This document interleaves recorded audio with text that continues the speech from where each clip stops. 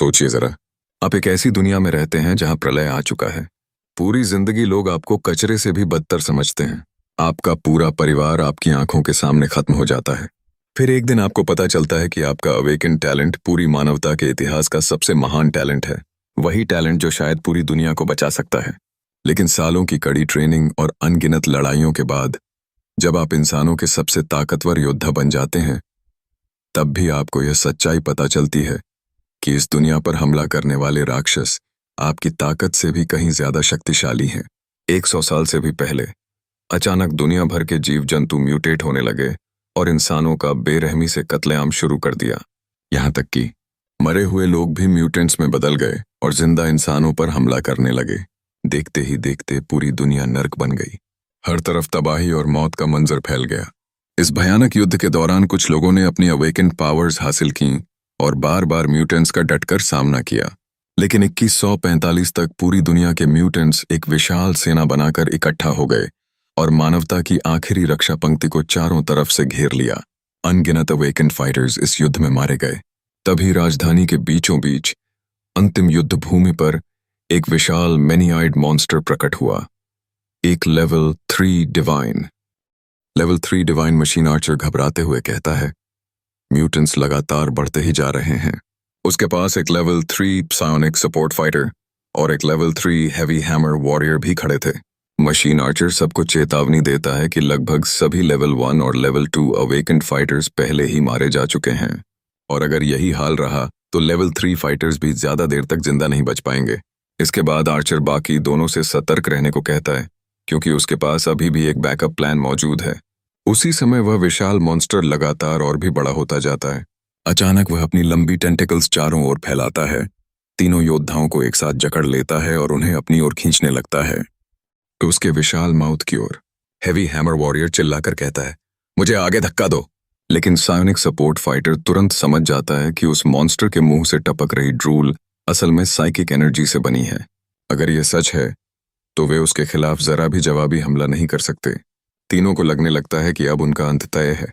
जैसे ही उस दैत्य के विशाल जबड़े बंद होने लगते हैं, वे खुद को निगले जाने के लिए तैयार कर लेते हैं। तभी अगले ही पल कोई बिजली की रफ्तार से हमला करता है और उस विशाल मॉन्स्टर को एक ही बार में खत्म कर देता है। तीनों योद्धा पूरी तरह स्तब्ध रह जाते हैं। उन्हें समझ ही नहीं आता कि अभी अभी हुआ क्या है। मॉन्स्टर का शरीर बीच से फटने लगता है और वे जमीन पर गिर पड़ते हैं। जब वे ऊपर नजर उठाकर देखते हैं तो उनके सामने जिन्होंने उन्हें बचाया था वह किसी हीरो की तरह उनके सामने खड़े थे। वह थे सबसे शक्तिशाली डिवाइन टैलेंट वाले सोर्ड्समैन जो उन्हें बचाने आए थे। उनका नाम मिस्टर नाइटिंगेल था। वह देर से आने के लिए माफी मांगते हैं और बाकी लोग उनका शुक्रिया अदा करते हैं। उन्हें राहत मिलती है कि वह सही समय पर पहुंच गए और उनकी जान बचा ली। लेकिन तभी मैका आगे देखता है और आर्चर सबको चेतावनी देता है कि प्रोटैगनिस्ट के ठीक सिर के ऊपर एक और म्यूटेंट मौजूद है। जैसे ही सब ऊपर देखते हैं, उन्हें एहसास होता है कि यह ऐसा क्रीचर है जिसे उन्होंने पहले कभी नहीं देखा। वह एक उड़ने वाला म्यूटेंट था जिसके पेट में एक ही आंख थी, लंबे टेंटिकल्स, तेज क्लॉज और वह लगभग इंसान जैसी आकृति वाला था। उन्हें यकीन ही नहीं होता कि ऐसा मॉन्स्टर मिस्टर नाइटिंगेल के ऊपर मंडराने की हिम्मत कैसे कर सकता है। हैमर वॉरियर गुस्से से भर जाता है और कहता है कि वह उसे एक ही बार में उड़ा देगा। वह आर्चर के साथ हवा में छलांग लगाकर हमला करता है, लेकिन जैसे ही दोनों उसके पेट में मौजूद उस विशाल आंख के पास पहुंचते हैं, मॉन्स्टर उनकी ओर मुड़ता है और एक भयानक साइकिक वेव छोड़ देता है। उस एक हमले से दोनों पूरी तरह मिट जाते हैं, मानो किसी ने खुद हकीकत को बीच से काट दिया हो। सायोनिक फाइटर ये देखकर पूरी तरह स्तब्ध रह जाती है। वह भी अपनी शक्ति से जवाब देने की कोशिश करती है और अपने चारों ओर आग की लपटें इकट्ठी कर लेती है। लेकिन तभी वह मॉन्स्टर अपनी जगह से गायब हो जाता है और पलक झपकते ही उसके पीछे प्रकट हो जाता है। उसकी रफ्तार इतनी ज्यादा थी कि पीसायोनिक फाइटर को बचाव करने का एक भी मौका नहीं मिलता। उसे समझ ही नहीं आता कि आखिर हुआ क्या है। वह डर से वहीं जड़ हो जाती है और आखिरी वार का इंतजार करते हुए अपनी आंखें बंद कर लेती है। लेकिन कुछ भी नहीं होता। यंग अचानक उसके सामने आ जाता है, मॉन्स्टर के टेंटिकल्स को रोक देता है और उसकी जान बचा लेता है। अब यांग खुद उस एक आंख वाले क्रीचर का सामना करने लगता है। वह तुरंत समझ जाता है कि यह कोई साधारण लेवल 3 म्यूटेंट नहीं है, खासकर इसलिए क्योंकि इसने एक ही वार में दो सबसे शक्तिशाली लेवल 3 अवेकनर्स को मार गिराया था। इसलिए वह बाकी लोगों से कहता है कि वह पिसायोनिक फाइटर से पीछे हटने के लिए कहता है और बताता है कि इस मॉन्स्टर से वह अकेले निपटेगा। उसे भी पता था कि ऐसी लड़ाई में वह सिर्फ उसकी रफ्तार कम करेगी, इसलिए वह उसकी बात मानकर पीछे हट जाती है और यांग को उस मॉन्स्टर का अकेले सामना करने के लिए छोड़ देती है। लेकिन यांग का हथियार भी उस क्रीचर को रोक नहीं पाता। एक ही टक्कर में उसकी तलवार बीच से दो टुकड़ों में कट जाती है। तभी उसे सच्चाई का एहसास होता है। उसकी तलवार सिर्फ एक हमला ही रोक पाई थी और अब पूरी तरह बेकार हो चुकी थी। उसे सेना की वह बात याद आती है जिसके बारे में सालों से चर्चा होती रही थी। एक ऐसी चीज जिसके बारे में सबको लगता था कि वह सिर्फ एक सिद्धांत है, लेकिन अब साफ हो चुका था यह एक लेवल। यह कोई साधारण मॉन्स्टर नहीं था, यह एक लेवल 4 म्यूटेंट था। अगले ही पल वह क्रीचर दोबारा यांग पर झपट पड़ता है। यांग समझ जाता है कि अगर उसे इसे हराना है तो अपनी पूरी ताकत झोंकनी पड़ेगी। वह अपनी टूटी हुई तलवार लेकर उसकी ओर दौड़ पड़ता है, फिर गायब हुए आधे हिस्से पर एनर्जी ब्लेड बना देता है, जिससे तलवार कुछ समय के लिए फिर से पूरी हो जाती है। दोनों की ताकत टकराते ही आसमान की ओर एक विशाल ऊर्जा किरण फूट पड़ती है। लेकिन तभी यांग को एहसास होता है कि कुछ गड़बड़ है। वह देखता है कि मॉन्स्टर उसकी आंखों के ठीक सामने खड़ा है। अगले ही सेकंड वह क्रीचर अपने हमले से यांग के सीने को आर पार चीर देता है। जब वह अपना पंजा वापस खींचता है तो यांग के सीने में एक बड़ा छेद रह जाता है। यांग के हाथ से उसकी तलवार छूट जाती है और वह जमीन पर गिर पड़ता है। वह पीछे की ओर गिर पड़ता है। अब उसे पूरी तरह यकीन हो जाता है कि यह सचमुच एक लेवल 4 म्यूटेंट है और इंसान अभी भी ऐसी ताकत के सामने बेहद कमजोर है। वह मॉन्स्टर उसके ऊपर चढ़ जाता है और यांग समझ जाता है कि अब उसकी मौत तय है। वह दुनिया की रक्षा नहीं कर पाया। जैसे ही मॉन्स्टर के टेंटिकल्स उसे निगलने के लिए आगे बढ़ते हैं, यांग की आंखों के सामने अपनी पूरी जिंदगी की यादें घूमने लगती हैं। उधर कमांड सेंटर में मौजूद सभी लोग सदमे में थे। यांग, जो चाइनीज वॉर जोन्स में इंसानों की आखिरी और सबसे बड़ी उम्मीद था, हार चुका था। अब हर किसी के मन में बस एक ही सवाल था, आखिर इंसानियत और कितनी देर तक टिक पाएगी। वे सोचने लगते हैं कि उस लेवल 4 म्यूटेंट की अगुवाई में आगे बढ़ रहे मॉन्स्टर्स के सामने वे आखिर कितनी देर तक टिक पाएंगे। एक अधिकारी अफसोस के साथ कहता है कि अगर यांग को पहले ही ढूंढ लिया गया होता और उसे और समय मिला होता तो शायद इस डरावने भविष्य को रोका जा सकता था। लेकिन अब उन्हें बचने का कोई रास्ता नजर नहीं आता। उन्हें यकीन हो जाता है कि अब सबकी मौत तय है। इसीलिए कमांडर्स घोषणा करते हैं कि उस वॉर जोन की सभी डिफेंस लाइंस पूरी तरह खो चुकी हैं। वे मानवता के सबसे शक्तिशाली न्यूक्लियर वॉरहेड्स इस्तेमाल करने की अनुमति दे देते हैं। अगर यही अंत है तो वे उसका सामना सम्मान के साथ करेंगे, चाहे कुछ भी हो जाए, मानवता जीवित रहेगी। इसके बाद उन मॉन्स्टर्स पर न्यूक्लियर वेपन्स दाग दिए जाते हैं। हर इंसान यह फैसला कर चुका था कि अगर मानवता को बचाने के लिए अपनी जान भी देनी पड़े तो वह पीछे नहीं हटेगा। अगले ही पल एक भयानक विस्फोट पूरी धरती को अपनी चपेट में ले लेता है। लेकिन तभी कोई लड़का अचानक अपनी आंखें खोलता है। टीवी पर एक समाचार प्रसारण चल रहा होता है। समाचार में बताया जा रहा था कि नए कैलेंडर का वर्ष 06 नवंबर है और सेफ जोन 337 का निर्माण जल्द ही शुरू होने वाला है। लड़का जैसे ही पूरी तरह होश में आता है, एक और ब्रेकिंग न्यूज सुनाई देती है। पूर्वी क्षेत्र के सेफ रीजन 67 पर समुद्री मॉन्स्टर्स ने हमला कर दिया है और वहां मौजूद सभी बचे हुए लोगों को तुरंत सुरक्षित स्थान पर जाने का आदेश दिया गया है। वह लड़का घबराकर उठ बैठता है। उसके चेहरे पर साफ दिखाई दे रहा था कि कुछ बहुत बड़ा बदल चुका है। उसे ऐसा लग रहा था जैसे उसका सिर फटने वाला हो। वह सोचने लगा कि क्या वह पहले ही हार कर मारा जा चुका है। तभी उसे पास में दो लोगों की बातें सुनाई देती हैं। वे कहते हैं कि उसे टेस्ट में फेल होना ही था। सबको यही विश्वास दिलाया गया कि वह वायरस की वजह से बेहोश हुआ था और बाहर से पूरा मामला संभाल लिया गया था। लेकिन अगर वह कोई परेशानी खड़ी करता है तो उन्हें उसे मार डालने का आदेश मिला है, क्योंकि इसके लिए पैसे पहले ही दिए जा चुके हैं। दोनों आदमी बंदूकें लेकर उस मेघ के पास बढ़ते हैं। उनमें से एक कहता है, यह तो बस एक साधारण इंसान है, जागृत लोगों की वंशावली से भी नहीं है, इसलिए जैसे ही कोई साइड कैरेक्टर मरता है उसकी कोई कीमत नहीं रह जाती। दूसरा आदमी कहता है, अगर ये जल्दी नहीं जागा तो शायद अभी भी बच सकता है। उसी पल उसे एहसास होता है कि यह 3 साल पहले का समय है। उसका पुनर्जन्म हो चुका है और वह वापस उसी दिन आ गया है जिस दिन उसका टैलेंट टेस्ट हुआ था। उसे याद आता है कि अपनी पिछली जिंदगी में वह इसलिए फेल हुआ था क्योंकि किसी ने उसके टेस्ट में छेड़छाड़ की थी। तभी उनमें से एक आदमी दूसरे की बात काटते हुए कहता है, बहुत समय बर्बाद हो गया, इसे अभी खत्म कर देते हैं। लेकिन इस बार वह उनकी जीत नहीं होने देना चाहता। वह बिजली की तेजी से बंदूक पकड़े आदमी पर झपटता है, उसके हाथ से बंदूक छीन लेता है और तुरंत दोनों में से एक पर हमला कर देता है। कुछ ही पलों में वह पहले आदमी को ढेर कर देता है। फिर वह कांपते हुए दूसरे आदमी पर बंदूक तान देता है। दूसरा आदमी डर से जड़ हो जाता है। अगले ही पल वह गोली चलाकर दोनों को मार गिराता है और इस तरह अपने ऊपर हुए हत्या के प्रयास से बच निकलता है। उसे अपनी पिछली जिंदगी की हर बात याद आने लगती है। टैलेंट टेस्ट में फेल होने के बाद उसने 3 साल तक लाशें इकट्ठा करने का काम किया था। तभी आखिरकार सेना को उसके दिव्य टैलेंट का पता चला, लेकिन तब तक बहुत देर हो चुकी थी। चीन का वॉर जोन पहले ही ढह चुका था, इसलिए उसके पास न पर्याप्त समय बचा था और न ही अपनी ताकत बढ़ाने के लिए जरूरी संसाधन। फिर भी उसने केवल 7 महीनों में ही लेवल 3 हासिल कर लिया था, लेकिन वह अभी भी अपनी असली क्षमता की ऊंचाइयों से बहुत दूर था। इससे पहले कि वह अपनी पूरी ताकत तक पहुंच पाता, उसे एक ऐसे दुश्मन का सामना करने पर मजबूर होना पड़ा। फिर उसे अपनी पिछली जिंदगी का सबसे भयानक पल याद आता है, जब उसे एक लेवल 4 म्यूटेंट का सामना करना पड़ा था। इसके बाद उसके मन में अपनी माँ और शाइवन की यादें उमड़ पड़ती हैं। उन्हें बचा न पाने का अपराध बोध आज भी उसके दिल पर भारी है, लेकिन इस बार अभी देर नहीं हुई है। अगर वह इस बार टैलेंट टेस्ट पास कर ले, सबसे शक्तिशाली बन जाए और पहले से कहीं तेजी से अपनी ताकत बढ़ाए, तो वह अपने सबसे प्रिय लोगों को बचा सकता है और इस महाविनाश का अंत भी कर सकता है। यही सोचकर वह पूरे दृढ़ संकल्प के साथ आगे बढ़ जाता है। तभी अचानक उसके सामने एक संदेश दिखाई देता है। Final judgement sword God system सफलतापूर्वक यूनियन से लिंक हो चुका है। उसका पहला मिशन है 30 मिनट के भीतर टैलेंट टेस्ट वाले क्रिस्टल को छूकर सिस्टम को पूरी तरह अनलॉक करना।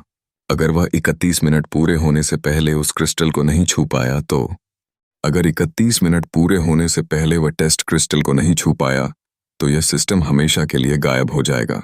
सिस्टम सक्रिय होने के बाद उसकी हर तलवार तकनीक की शक्ति 100 गुना बढ़ जाएगी और वह एक प्रतिबंधित फॉरबिडन स्वॉर्ड आर्ट में विकसित हो जाएगी। यह सुनते ही यूनियन समझ जाता है कि यह सिस्टम उन सामान्य अवेकनिंग सिस्टम से बिल्कुल अलग है जिनके बारे में दुनिया अब तक जानती थी। वह सोचने लगता है कि शायद यही उसकी किस्मत बदलने का मौका है। हो सकता है पुनर्जन्म ने सब कुछ बदल दिया हो, लेकिन अभी इन बातों के बारे में सोचने का समय नहीं है। इस वक्त उसके लिए कोई भी सिस्टम अच्छा है, अगर वह उसे पहले से ज्यादा शक्तिशाली बनने में मदद करे। सबसे पहले उसे टैलेंट टेस्ट की जगह पहुंचना है और यह पता लगाना है कि आखिर उसके साथ विश्वासघात किसने किया था। उधर दूसरी ओर 31 मिनट की उलटी गिनती लगातार चल रही है। तभी कुछ गार्ड तेजी से उसकी ओर दौड़ते हुए आते हैं और उसे मेघ के बारे में सवाल पूछना बंद करने को कहते हैं। उसी समय वे सुरक्षा अलर्ट भी सक्रिय कर देते हैं। वे उसे संक्रमित होकर भागा हुआ व्यक्ति घोषित करते हैं और चिल्लाकर आदेश देते हैं, वहीं रुक जाओ, दोनों हाथ सिर के ऊपर रखो। यन एक ही नजर में पूरी स्थिति का आकलन कर लेता है। कैप्टन केवल एक लो लेवल अवेकेंड है, जबकि बाकी गार्ड उससे भी ज्यादा कमजोर हैं। फिलहाल सबसे सही रणनीति यही है कि वह कैप्टन को अपने काबू में रखे और उससे अपनी मदद करवाए। बिना एक पल गनवाए वह पहले गार्ड पर गोली चलाता है और उसकी बंदूक तुरंत छीन देता है। इसके बाद वह बिजली की रफ्तार से सीधे कैप्टन की ओर झपटता है। उसके शरीर के चारों ओर घूमकर एक ही पल में उसकी पीठ के पीछे पहुंच जाता है। अब बाकी सभी गार्ड पूरी तरह असमंजस में पड़ जाते हैं। कैप्टन पूरी तरह घबरा जाता है। यन बाकी सभी को चेतावनी देता है, कोई भी अपनी जगह से नहीं हिलेगा।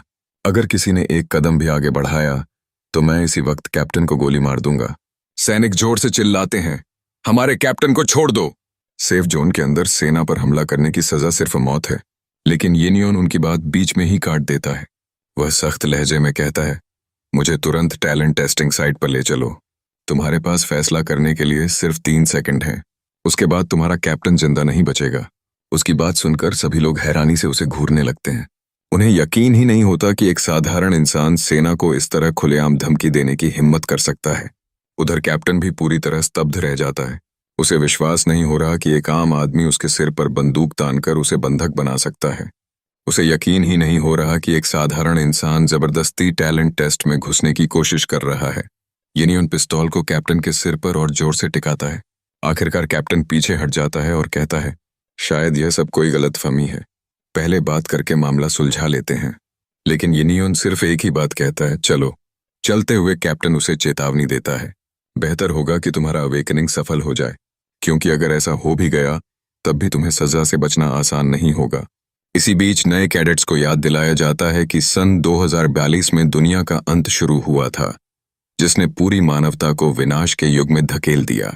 उस समय हर 1 करोड़ लोगों में से केवल एक व्यक्ति ही अवेकेंड बनने की क्षमता हासिल कर पाया था, और वही लोग मानवता की आखिरी उम्मीद बनकर उभरे। उन्हीं लोगों ने अवेकेंड की पहली पीढ़ी बनाई और चीन की रक्षा के लिए सेना में शामिल हो गए। यही वजह है कि आज का यह टैलेंट टेस्ट इतना महत्वपूर्ण माना जाता है। यही परीक्षा तय करती है कि किसी व्यक्ति में अवेकनिंग का टैलेंट है या नहीं। अगर कोई इसमें सफल हो जाता है तो वह कॉम्बैट टाइप अवेकेंड बनकर मानवता की रक्षा कर सकता है, लेकिन जो असफल हो जाते हैं उन्हें सामान्य जीवन जीने के लिए वापस भेज दिया जाता है। तभी लियो चांग घोषणा करता है, सबसे पहले अवेकेंड की संतानों का टेस्ट शुरू किया जाएगा। यह सुनते ही सभी लोग एक एक करके टेस्ट क्रिस्टल की ओर बढ़ने लगते हैं। उसी समय एक सैनिक को रेडियो पर एक आपातकालीन संदेश मिलता है। एक संक्रमित व्यक्ति कुछ लोगों को बंधक बनाकर टेस्टिंग एरिया के अंदर घुस आया है। रेडियो पर वही चेतावनी बार बार दोहराई जाती है, जिससे पूरे टेस्टिंग एरिया में तनाव फैल जाता है और सचमुच यिनियोन सीधे टेस्ट क्रिस्टल की ओर बढ़ रहा होता है। तभी लियो चांग ऊंची आवाज में आदेश देता है, अपना हथियार नीचे डालो और आत्मसमर्पण कर दो। अगर तुमने विरोध जारी रखा तो यहीं मार दिए जाओगे। एक ही पल में सैनिक बंदूकों और तलवारों के साथ यिनियोन को चारों ओर से घेर लेते हैं। यिनियोन शांत स्वर में कहता है, मैं संक्रमित नहीं हूं और मेरा अवेकनिंग सेरेमोनी को रोकने का कोई इरादा भी नहीं है। फिर वह आगे कहता है, मैं यहां सिर्फ एक वजह से आया हूं, टैलेंट टेस्ट देने के लिए। लेकिन एक कमांडर उसकी एक भी बात सुनना नहीं चाहता। वह तुरंत आदेश देता है, इसे अभी खत्म कर दो। कमांडर तुरंत आदेश देता है, इसे अभी पकड़ लो। आदेश मिलते ही सभी सैनिक यिनियोन की ओर दौड़ पड़ते हैं। तभी यिनियोन अपनी बंदूक नीचे रख देता है और बंधक बने कैप्टन को शांत स्वर में याद दिलाता है, सेफ जोन के नियमों की धारा 187 के अनुसार अवेकेंड को विशेष अधिकार प्राप्त होते हैं। सेना के आदेशों की अवहेलना करना गंभीर अपराध है, लेकिन यदि कोई व्यक्ति मानवता के लिए बड़ा योगदान देता है तो उसके अपराध माफ किए जा सकते हैं। उसकी बात पूरी होने से पहले ही कैप्टन पलटकर उसके चेहरे पर जोरदार मुक्का मार देता है। वह गुस्से में चिल्लाता है, एक मामूली नागरिक हमें कानून सिखाएगा। यह दृश्य देखकर पूरी भीड़ में हड़कंप मच जाता है। लोग उसे पागल कहने लगते हैं। उन्हें विश्वास ही नहीं होता कि टैलेंट टेस्ट के बीच एक साधारण इंसान सेना के सामने कानून और नियमों की बातें करने की हिम्मत कर रहा है। ऐसे नाजुक समय में कानून की धाराओं का हवाला देने पर पूरी भीड़ उसे पागल समझने लगती है। तभी उनके नेता गुस्से में आदेश देता है, यिनियोन को तुरंत मौत की सजा दे दो। सैनिक जैसे ही उस पर तलवार चलाने वाले होते हैं, तभी अचानक आसमान से एक सैन्य विमान उतरता है और उसकी तेज रोशनी पूरे इलाके को जगमगा देती है। यह नजारा देखकर हर कोई स्तब्ध रह जाता है। एक सुपरसोनिक साइकिक फाइटर यहाँ क्यों आया है? अगले ही पल सबको जवाब मिल जाता है। विमान से उतरने वाला कोई साधारण व्यक्ति नहीं, बल्कि पूरे सैन्य क्षेत्र का सर्वोच्च कमांडर चांग फांग है। वह है ग्रेट मार्शल शाओ हाय, एक सेकंड ऑर्डर अवेकेंड। जैसे ही वह जमीन पर उतरते हैं, उनकी जबरदस्त उपस्थिति पूरे क्षेत्र पर छा जाती है। उनकी भयावह आभा महसूस करते ही सभी सैनिकों के चेहरे का रंग उड़ जाता है और वे दबाव से कांप उठते हैं। आखिरकार टैलेंट टेस्ट तो अभी शुरू भी नहीं हुआ था, लेकिन माहौल पहले ही पूरी तरह बदल चुका था। तो आखिर ग्रेट मार्शल यहाँ क्यों आए हैं? शाओ हाय शांत लेकिन प्रभावशाली आवाज में कहते हैं, सैन्य क्षेत्र को इस समय उच्च स्तर के अवेकेंड की सख्त जरूरत है, और चूंकि यह लड़का अपनी जान दांव पर लगाने को तैयार है, तो देखते हैं कि इसमें वास्तव में कितना दम है। फिर वे आदेश देते हैं, अगर यह अवेकनिंग में असफल रहा तो इसे तुरंत मौत की सजा दे देना। यह सुनकर यिनियोन बिना जरा भी डरे कहता है, टेस्ट की तैयारी कीजिए, हम इसे अभी करेंगे। आदेश मिलते ही भीड़ को पीछे हटा दिया जाता है और पूरा टेस्टिंग एरिया खाली करा दिया जाता है। यह देखकर सभी लोग हैरान रह जाते हैं कि उसे सचमुच टैलेंट टेस्ट देने की अनुमति मिल गई है। उनकी नज़र में एक साधारण इंसान का अवेकेंड बनना लगभग असंभव था। वे उसे तुच्छ समझते हुए मन ही मन सोचते हैं कि निचले वर्ग के लोग कभी भी असली अवेकेंड बनने के योग्य नहीं हो सकते। भीड़ के कई लोग उसका मजाक उड़ाते हुए कहते हैं कि निचले दर्जे के लोग हमेशा खुद को यह झूठा दिलासा देते रहते हैं कि उनमें भी टैलेंट है। लेकिन यिनियोन को अपनी पिछली जिंदगी याद आ जाती है। उसे याद आता है कि कैसे किसी ने उसके साथ धोखा किया था और उसी साजिश की वजह से वह ये टैलेंट टेस्ट हार गया था। इस बार वह मन ही मन कसम खाता है, अब मैं एक के बाद एक वही गलतियां नहीं दोहराऊंगा। इस जिंदगी में मैं बिल्कुल पहले कदम से नई शुरुआत करूंगा और अपनी किस्मत का फैसला खुद करूंगा। जैसे ही वह टेस्ट क्रिस्टल को छूता है, पूरा क्रिस्टल गहरे बैंगनी पर्पल रंग से चमक उठता है।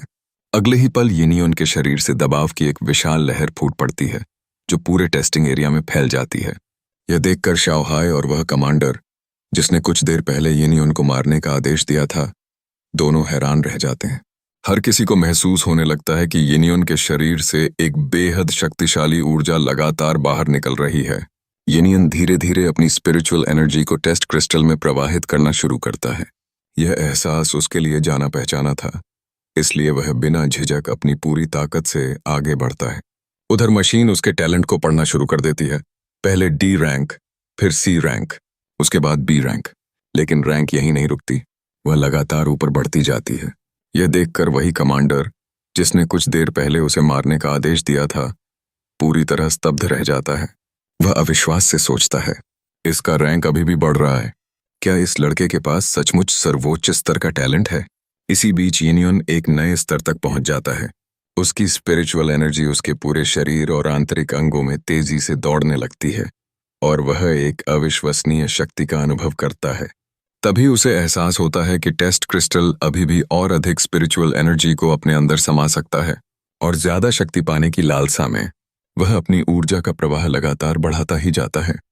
यिनियोन अपनी स्पिरिचुअल एनर्जी को लगातार क्रिस्टल में प्रवाहित करता रहता है। जितनी ज्यादा ऊर्जा वह उसमें भरता है, उतनी ही तेजी से क्रिस्टल चमकने लगता है।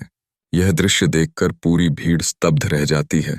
लोग हैरानी से कहते हैं, एक साधारण इंसान के पास इतना ऊंचे स्तर का टैलेंट कैसे हो सकता है? इसकी संभावना तो लगभग नामुमकिन है। लेकिन शाओहाई शांत स्वर में कहते हैं, अभी अंतिम परिणाम आया नहीं है। हो सकता है इसका टैलेंट इससे भी कहीं ज्यादा ऊंचा हो। क्रिस्टल से निकलता हुआ प्रकाश स्तंभ और भी तेजी से चमकने लगता है। आसमान में मौजूद सभी सैन्य विमान भी इस असाधारण घटना को देख रहे होते हैं। हर किसी की नजर मशीन पर टिक जाती है, क्योंकि उसका रैंक अभी भी लगातार बढ़ रहा था। उधर यिनियोन पर जबरदस्त दबाव पड़ रहा था। लगातार ऊर्जा देने की वजह से उसका शरीर लड़खड़ाने लगता है, लेकिन फिर भी वह रुकने का नाम नहीं लेता। वह अपनी पूरी ताकत से स्पिरिचुअल एनर्जी क्रिस्टल में उड़ेलता रहता है। यह नज़ारा देखकर वहां मौजूद हर व्यक्ति स्तब्ध रह जाता है, यहां तक कि वे लोग भी जिनका टैलेंट टेस्ट अभी शुरू भी नहीं हुआ था। अभी नहीं, वह अपनी ऊर्जा डालता रहता है और आखिरकार क्रिस्टल पूरी तरह बेकाबू हो जाता है। फिर वह घोषणा करता है कि उसकी प्रतिभा एस रैंक है। पूरी भीड़ सदमे में डूब जाती है। शाओहाई को तुरंत महसूस होता है कि कुछ गड़बड़ है। क्रिस्टल ने अभी तक परीक्षण खत्म होने की घोषणा नहीं की, यानी टेस्ट अभी भी जारी है। यूडिंग पहले ही एस रैंक टैलेंट दिखा चुका है, जिसका मतलब है कि उसमें थर्ड ऑर्डर अवेकन होने की क्षमता है। ऐसे नाजुक समय में केवल यही बात पूरी मानवता के लिए बहुत बड़ी उम्मीद है। शाओहाई बिना एक पल गंवाए सभी सशस्त्र जमीनी सैनिकों को रक्षात्मक मोर्चे पर तैनात होने का आदेश देता है, ताकि अगर कोई म्यूटेंट हमला करे तो तुरंत उसका सामना किया जा सके। साथ ही साइकिक जेट्स को भी क्षेत्र की सुरक्षा के लिए भेज दिया जाता है। सैन्य गश्ती दल तुरंत इलाके की निगरानी में लग जाता है। आम नागरिकों के लिए पूरे प्लाजा का प्रवेश बंद कर दिया जाता है, लेकिन येडिंग फिर भी लगातार अपनी ऊर्जा क्रिस्टल में डालता रहता है। ऊपरी हवाई क्षेत्र को भी पूरी तरह सील कर दिया जाता है, फिर भी वह नहीं रुकता। आखिरकार उसके आसपास का जबरदस्त दबाव धीरे धीरे शांत होने लगता है। टेस्ट समाप्त हो चुका है। अब हर कोई बेसब्री से नतीजे का इंतजार कर रहा है। मशीन अपनी अंतिम गणना पूरी करती है और घोषणा करती है कि यिंग की प्रतिभा SS level pure blood talent है। यह सुनकर शाओहाई इतना हैरान हो जाता है कि उसके हाथ से टैबलेट लगभग गिर ही जाता है। एसएस प्योर ब्लड टैलेंट बेहद दुर्लभ और राक्षसी स्तर की प्रतिभा मानी जाती है, जहां एस रैंक टैलेंट किसी व्यक्ति को थर्ड ऑर्डर तक पहुंचने की क्षमता देता है, थर्ड ऑर्डर अवेकनिंग तक पहुंचा सकता है। इसका मतलब है कि एसएस रैंक टैलेंट वाला व्यक्ति पूरी संभावना के साथ फोर्थ ऑर्डर वॉरियर बन सकता है। शाओहाई को तुरंत एहसास हो जाता है कि टोंग सेफ जोन अब एक बड़े बदलाव के दौर से गुजरने वाला है। वह खुशी से हंस पड़ता है। उसे यकीन नहीं हो रहा कि टोंग सेफ जोन से इतनी असाधारण प्रतिभा सामने आई है। बाकी लोग भी जो सुन रहे हैं उस पर विश्वास नहीं कर पा रहे। ग्रेट मार्शल खुद उसकी इतनी प्रशंसा कर रहे हैं मानो कोई सपना सच हो गया हो। कुछ ही पल पहले तक लोग येडिंग को बीमार और बेकार इंसान कह रहे थे। अब वही लोग एक दूसरे को चुप रहने की सलाह दे रहे हैं, क्योंकि भविष्य में वही उनका वरिष्ठ अधिकारी बन सकता है। लेकिन यिंग जानता है कि उसकी असली प्रतिभा इससे भी कहीं ज्यादा शक्तिशाली है। एसएस रैंक वह सबसे ऊंचा स्तर है जिसे अभी तक पूरी मानवता जानती है। यिंग को उम्मीद नहीं थी कि क्रिस्टल की सीमा एसएस पर ही खत्म हो जाएगी, लेकिन इससे उसे कोई फर्क नहीं पड़ता। फिलहाल एसएस रैंक का प्रभाव ही उसके लिए काफी है। उसके लिए सबसे ज्यादा मायने सोर्ड गॉड सिस्टम के मिशन का है। यही कहानी पूरी तरह अलग हो जाती है। आमतौर पर कोई व्यक्ति देखने में कमजोर लगता है, क्रिस्टल को छूता है और छिपी हुई एस रैंक टैलेंट सामने आती है। लेकिन यूडिंग सिर्फ एसएस रैंक तक नहीं पहुंचा। उसकी असली प्रतिभा तो एसएस से भी कहीं आगे है। इसके बाद वह सोर्ड गॉड सिस्टम का पैनल खोलता है। सिस्टम दिखाता है कि उसका वर्तमान प्रभाव उसकी सभी सोर्ड स्किल्स की शक्ति को कई गुना बढ़ा देता है। सोर्ड गॉड सिस्टम का वर्तमान प्रभाव उसकी सभी सोर्ड स्किल्स की शक्ति को 10,000 गुना बढ़ा देता है। इतना ही नहीं, वह जो भी नई सोर्ड स्किल सीखेगा, सिस्टम उसे सीधे एसएस लेवल तक अपग्रेड कर देगा। अभी के लिए यह क्षमता पूरी तरह ओवरपावर्ड है। वह पुष्टि करता है कि सिस्टम का मिशन सफलतापूर्वक पूरा हो चुका है। फिर उसे अपने पिछले जीवन की याद आती है। उस समय पूरे देश ने मिलकर भी केवल 2 एस रैंक स्किल्स और एक ए रैंक स्किल ही हासिल की थी। लेकिन सोर्ड गॉड सिस्टम किसी भी सोर्ड स्किल को बिना किसी सीमा के एसएस लेवल तक अपग्रेड कर सकता है। यह सोचकर उसके मन में एक विचार आता है। सबसे पहले उसे कोई सोर्ड स्किल ढूंढनी होगी ताकि वह इस सिस्टम की असली ताकत को परख सके। उसी समय ग्रेट मार्शल उसके पास आते हैं और उसे एसएस लेवल टैलेंट हासिल करने पर बधाई देते हैं। ग्रेट मार्शल उसे उसकी एसएस लेवल टैलेंट के लिए बधाई देते हैं। इनाम के तौर पर वह कहते हैं, जो भी चाहिए बेझिझक मांगो, अंकल शाओ तुम्हारी हर इच्छा पूरी करने की पूरी कोशिश करेंगे। लेकिन उनकी बात सुनकर भी यिनिंग कोई जवाब नहीं देता। उसका पूरा ध्यान अभी भी सोर्ड गॉड सिस्टम के मिशन पर ही लगा हुआ है। उसकी चुप्पी देखकर शाओहाई मुस्कुरा देते हैं। उन्हें लगता है कि लड़का अभी तक अवेकनिंग के सदमे से बाहर नहीं आया है।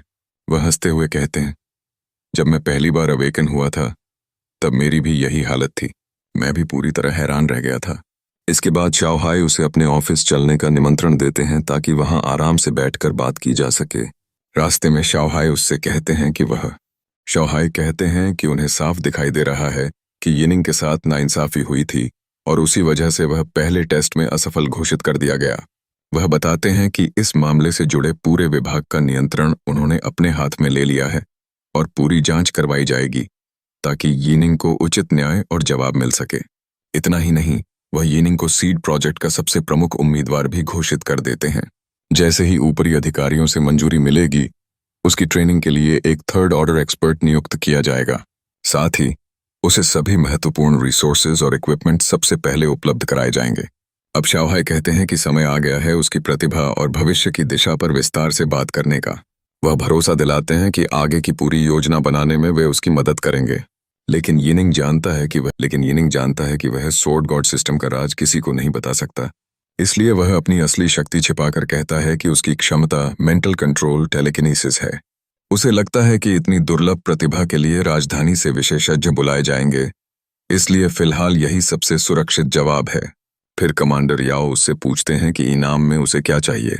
यिनिंग बिना देर किए कहता है, अगर संभव हो तो मुझे एक सोर्ड्समैन स्किल बुक चाहिए। याओ मुस्कुराकर कहते हैं, यह तो बहुत आसान है। वह तुरंत अपने सहायक को आदेश देते हैं कि उनके पास उपलब्ध सबसे उच्च स्तर की सोर्ड्समैन स्किल बुक लेकर आए। कुछ देर बाद सहायक वापस आता है और उनके भंडार में मौजूद सबसे बेहतरीन स्किल बुक लेकर यिनिंग को सौंप देता है। याओ कहते हैं, इसे रख लो। यिनिंग उनका धन्यवाद करता है और पूछता है कि अगर कोई और काम नहीं है तो क्या वह अब जा सकता है। याओ उसकी ओर देखते हैं और याओ को लगता है कि यिनिंग जल्दी घर जाकर यह खुशखबरी अपने परिवार के साथ बांटना चाहता है, इसलिए वह उसे जाने की अनुमति दे देते हैं। उसके बाद याओ अपने अधीनस्थों को आदेश देते हैं कि यिनिंग की सुरक्षा के लिए 24 घंटे एलीट सोल्जर्स तैनात किए जाएं। अगर उसके साथ जरा भी कोई असामान्य घटना होती है तो उसकी रिपोर्ट सीधे उन्हें दी जाए। साथ ही वह सख्त आदेश देते हैं कि 24 घंटे के भीतर पूरी रिपोर्ट उनके सामने होनी चाहिए कि यिनिंग अपनी क्वालिफिकेशन टेस्ट में लगभग असफल कैसे हो गया। इस मामले में चाहे कोई भी शामिल हो, उसे तुरंत रोका जाए और उसके खिलाफ कार्रवाई की जाए। सभी अधिकारी तुरंत आदेश का पालन करने के लिए निकल पड़ते हैं। इसके बाद यिनिंग 6th रेफ्यूज की ओर रवाना होता है। आखिरकार वह चैंगफेन सेफ जोन में स्थित अपने घर पहुंच जाता है। उसके पीछे पीछे कई एलीट सोल्जर्स भी उसकी सुरक्षा के लिए तैनात रहते हैं। कई एलीट सोल्जर्स भी उसके साथ घर तक आते हैं। उन्हें देखकर आसपास के सभी लोग घबरा जाते हैं। यिनिंग सैनिकों से कहता है, आप लोग बाहर ही इंतजार कीजिए, मैं अकेले अंदर चला जाऊंगा। सैनिक उसके आदेश का पालन करते हुए बाहर ही रुक जाते हैं। यह दृश्य देखकर आसपास के लोग हैरान रह जाते हैं। उन्हें यकीन ही नहीं होता कि यिनिंग एक सैन्य वाहन में घर लौटा है। लोग आपस में फुसफुसाने लगते हैं, क्या वह अचानक कोई बड़ा आदमी बन गया है? फिर वे और भी धीमी आवाज में बातें करने लगते हैं। अगर इतने सारे अवेकेंड सोल्जर्स उसकी सुरक्षा कर रहे हैं तो अब वह कोई साधारण इंसान नहीं रहा। तभी यिनिंग की नजर शियान पर पड़ती है। वह उसकी सबसे छोटी बहन है। उसे देखते ही यिनिंग के मन में उससे जुड़ी अनगिनत यादें एक साथ उमड़ पड़ती हैं। शियान को देखते ही उसकी पिछली जिंदगी की सबसे दर्दनाक यादें फिर से ताजा हो जाती हैं। उसे अपनी बहन की मौत याद आ जाती है। अपने मन ही मन वह उससे माफी मांगता है कि पिछले जीवन में वह उसकी रक्षा नहीं कर सका। लेकिन इस बार वह कसम खाता है कि चाहे कुछ भी हो जाए, शियान को कभी कोई नुकसान नहीं होने देगा। शियान समझ ही नहीं पाती कि उसका भाई उसे इतनी कसकर गले क्यों लगा रहा है। यिनिंग के लिए तो उसकी मौत को कई साल बीत चुके हैं, लेकिन शियान के लिए यह बस एक बिल्कुल सामान्य दिन है। वह हैरानी से पूछती है, भैया आप इतनी जल्दी वापस कैसे आ गए? आपको तो अभी ट्रेनिंग ग्राउंड्स में होना चाहिए था ना? यिनिंग हल्की मुस्कान के साथ जवाब देता है, मैं टेस्ट पास कर गया। यह कहते हुए उसकी आंखों से आंसू बहने लगते हैं, जबकि वह अपनी बहन को और भी कसकर गले लगाए रहता है। शियान उससे कहती है, भैया अंदर चलिए, आपके जाने के बाद से माँ बहुत परेशान थीं। यिनिंग मुस्कुराकर जवाब देता है, अब सब ठीक है, चलो आज हम दोनों मिलकर माँ को एक बड़ा सरप्राइज देते हैं। खुशी खुशी शियान उसे कुछ अतिरिक्त मशीन पार्ट्स दिखाती है। वह कहती है, देखो भैया ये पार्ट्स मिले हैं, इन्हें बेचकर हमें एक पैनकेक मिल जाएगा। आज रात अच्छा खाना खाएंगे। यह सुनकर यिनिंग हल्के से मुस्कुराता है और उसके सिर पर हाथ फेरते हुए कहता है, पगली आज रात सिर्फ पैनकेक नहीं बल्कि पूरा दावत होगा। शियान हैरानी से उसकी ओर देखती है, सच में? क्या मांस भी मिलेगा?